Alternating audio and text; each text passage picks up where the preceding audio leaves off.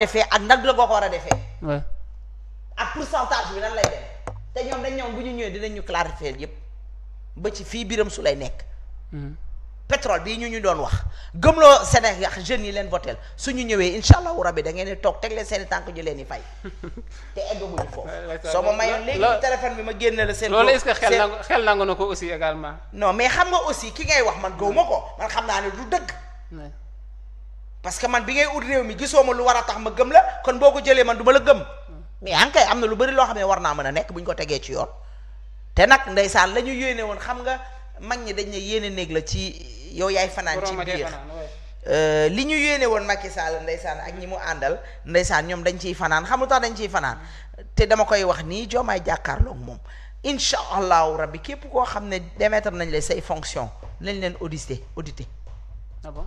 Ah oui, ils ont des ministres et des DG à auditer ñoom dañuy wax lu leer bés bu ñu démettre port CDC la xaw ma CD nu mu tudd moom ñooñu ñëpp dañ leen a war a auditionné barki démb la ñuy wax ay 5 milliards ci Abbas Fall ak am naa ak amul bañ ciy woo ay nit te taxul ñu am ci lu ñu leer Azer ba sànq ba tey Cheikh Dieng Cheikh Tidiane Dieye ba sànq ba tey je pense que li ñu war a auditionné naka audit bëri na haute cour de justice. le premier ministre a été très clair ku ci lekk dërëm da nga ko génne. xam nga lu ma lay yëgal. ça c'est une garantie également. xam nga lu ma lay yëgal. dama ne la li ñuy wax Diomaye te bu ko deful ñun ñii dinañ taxaw wan ne ko da nga ko jaamaarloo moom wan ne ko def ko war a def. parce que dañ ne ñoom clair kay jubal jubbanti. ci lañ nekk. te dañ leen a dénkoon nit ki boo ko dénkee ba ko fay jëlee. da nga ko war a xool gëstu ko fay ñëw na ko xool ñu xool lan la. d'accord mais dama ne la. pour le FMI la ñu gars yi wax gëmuñu ci lenn parce que xam nañ ne ñoom du ñuy nax tu me parles du FMI. ñooñu du ñu ñuy nax wala ñu ñuy jël seen xaalis di leen def lii di non FMI pourtant logique bi ñuy jël ils sont en phase aussi. dama ne la ñëwul en phase est-ce que jàpp nga ni dina ñëw Sénégal yi également Ndeye Sow aussi. FMI dafa ñëw mu ne soi-disant selon les dires de l'État du Sénégal. non ça on en discute. non na leer. on en discute même pas. non kon bu ne soi-disant bu ne selon les dires du premier ministre. nee na ñun kat dañ ñu doon nax ñun kat dafa am nangam ak nangam suñu demee ba ñëwaat mooy que yëf ya leer na mooy que ñoom gëmuñu le premier ministre wax mooy que maintenant encore une fois Diomaye est devenu le vrai président du Sénégal le président il s'est pris en main. D'accord. Il s'est pris en main xam na ne ce qui s'est passé c'était vraiment du grand n'importe quoi voilà et sans le FMI ces gens-là ne peuvent pas partir. Voilà. D'accord. Très bien ñu ngi doon ànd ak ki nga xamante ni nii mes chers téléspectateurs di Ndeye Sow Leila pratiquement temps bi Ousmane je pense que ni léegi mu jeex donc on a 2 sujets Ndeye Sow Leila yoo xamante ni war nañ ko aborder bokk na ci li nga doon wax sànq muy li nga xamante ni nii moo jëm ci appel à l'insurrection surtout yaa ngi koy wax léegi. nit taxaw na fi woote neneen taal li nga xamante ni nii peut-être mooy une télévision de la place.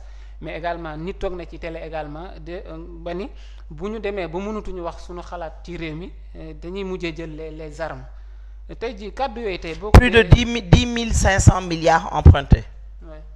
non là ça c'est confirmé. Voilà comme tel voilà moom laay wax ci ñaata mois.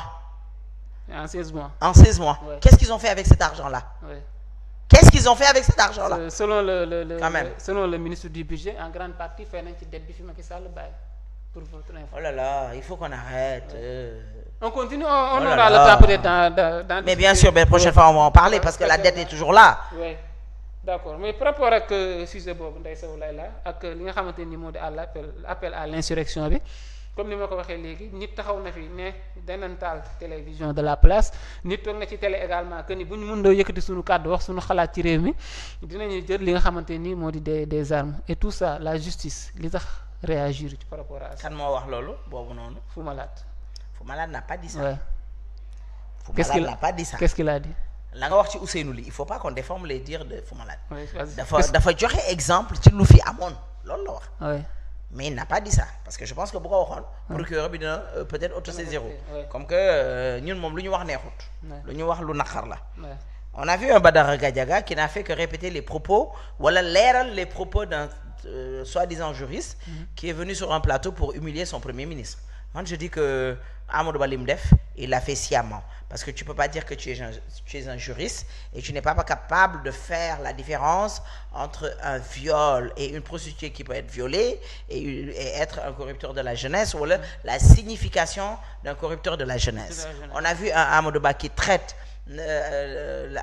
comment la fille là, Adji Sarr et l'autre Ndeye Khady de proxénète, Adji Sarr de prostituée, et la justice ne dit rien, les sociétés de femmes ne disent rien, les sociétés féminines ne disent rien, et ça passe. Alors que bi muy dem intention yi, parce que pour man bi muy dem TFM li mu def c'était prémédité.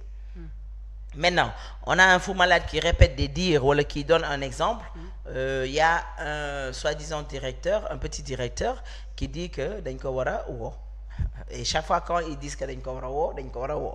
On voit seen beneen dof bu taxaw di wax ne day taali ji TFM bu ñu defee nangam a nangam. Le procureur ne s'autosaisit pas.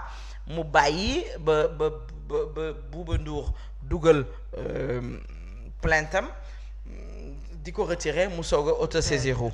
Qu'est-ce qui l'a poussé à faire cela, alors que pour man bi mu déggee diir yi rek bu nekkee dégg na ko ci la waroon autosaisir. On voit. et que ça Ndeye Sow Leila aujourd'hui nan lañ mën a def ba agsi foofu, surtout des menaces. Parce qu'ils ont pris le pouvoir comme ça. Ils veulent gouverner comme ça. On a des gens qui étaient dans l'opposition qui se répètent, qui sont en train de constater ak man, par exemple. C'est de l'autre côté seulement. Oui, non, mais bien sûr.